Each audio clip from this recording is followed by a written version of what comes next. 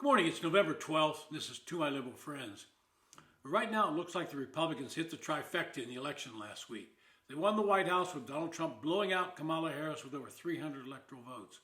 In addition, he won the popular vote, which eviscerates the Democratic claim about their candidate being the people's choice. Second, they won the Senate by flipping 4 seats held by Democrats. Trump won those states, so you have to credit him with some coattails. And finally, it appears the Republicans have held on to the House by a slim margin. Looking at the uncalled races, it seems that Republicans will have between 220 and 223 members. And that means it will be put up or shut up time for Republican lawmakers. They've harped about the national debt for years, and so now they have a chance to do something about it. There are 2 schools of thought out there. One is to slash spending to bring the budget more towards a balance, and that would mean taking a knife to a whole lot of programs. One way to attack this problem is to mandate that all agencies and departments of the government take a 4% reduction in their budget. Having worked around the federal government my entire life, I'm confident you could make this reduction by simply eliminating waste and abuse. And if you look at the revenue brought in by the federal government, you will see it's an all-time high. We don't have a revenue problem, we have a spending problem, and Republicans have an opportunity to address spending issues. We're approaching $36 trillion in debt. Now this is unsustainable. In the next budget cycle, it will be the number 2 item in the budget behind only the entitlement programs of Social Security and Medicare.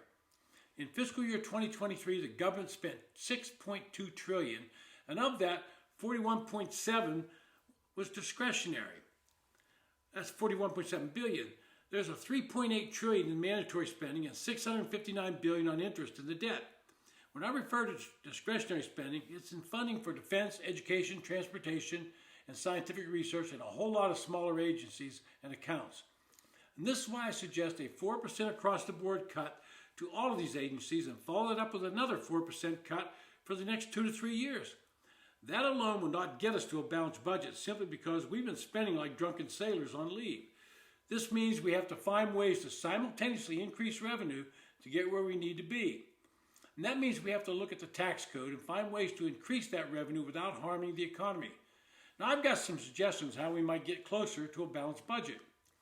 In the last tax bill, we reduced the top rate from 39% to 36%. In the new tax bills they'll have to do this coming year, I would allow that top rate to go back to 39%. It would take away a talking point from Democrats, since this would be a tax on high earners only. For a married couple filing jointly, it would only affect the taxable income they have above $731,000. Leave the other brackets alone.